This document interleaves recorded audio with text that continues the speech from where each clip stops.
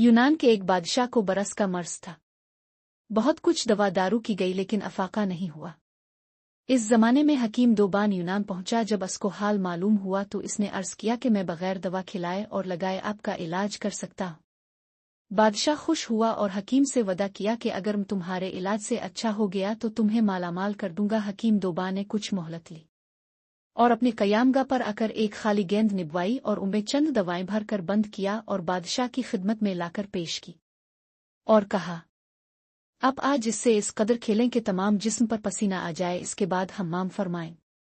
बादशाह ने हकीम की हिदायत के मुताबिक अमल किया और हम्माम के बाद आराम से सो गया। सुबह को जब बेदार हुआ तो देखा कि जिस्म पाक व साफ हो गया है। सुबह को दरबार में हकीम दोबान को बुलाया और बेहद माल और दौलत अता की और अपना मुसाहिब बना लिया। हकीम का ये एजाज देखकर उमरा दरबार हसद करने लगे।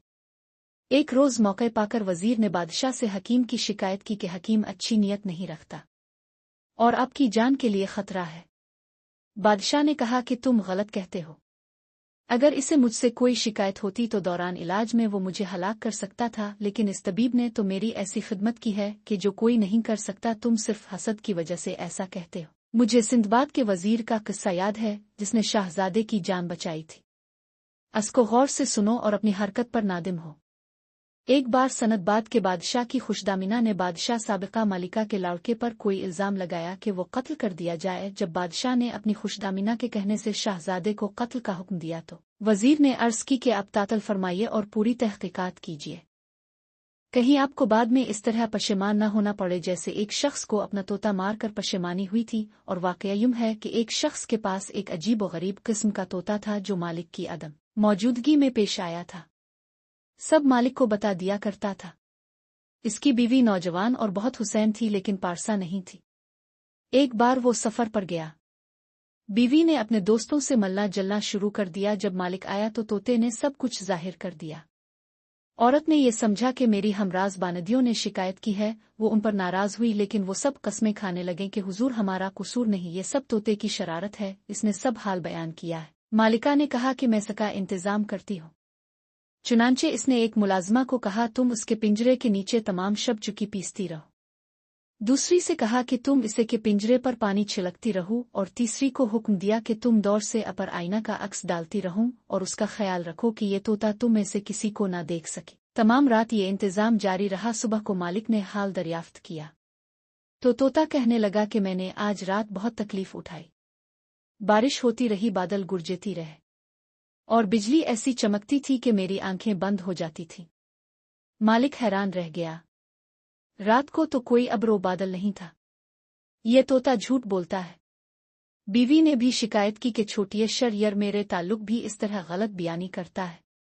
चुनांचे इस शख्स ने गुस्सा में आकर तोते को मार डाला। चंद रोज बाद मालिक को सब किस्सा मालूम हुआ तो बहुत पशेमान हुआ। ये हकायत बयान करके बादशाह ने कहा कि तुम भी मुझे इस गलत राह पर डालना चाहते हो। वजीर ने अर्ज किया कि मैं खैर खा दोस्त हूं मगर अपने इस हकीम पर एतबार किया।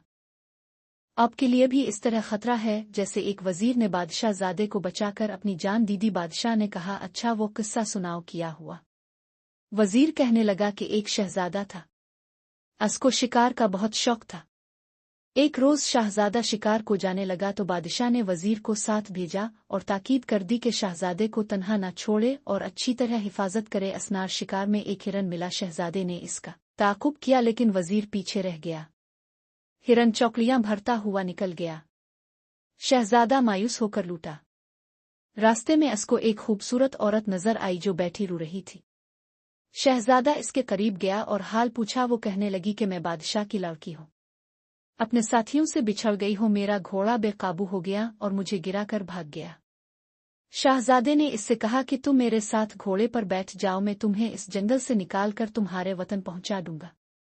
वो शहजादे के साथ सवार हो गई और जब एक वीरान जगह पहुंचे तो घोड़े से कूद पड़ी और आवाज दी, बच्चों जल्दी आओ, मैं तुम्हारे लिए शिकार लाई हूँ। जवाब में आवाज आई कि माँ जल्दी लाओ, बहुत भूखे हैं।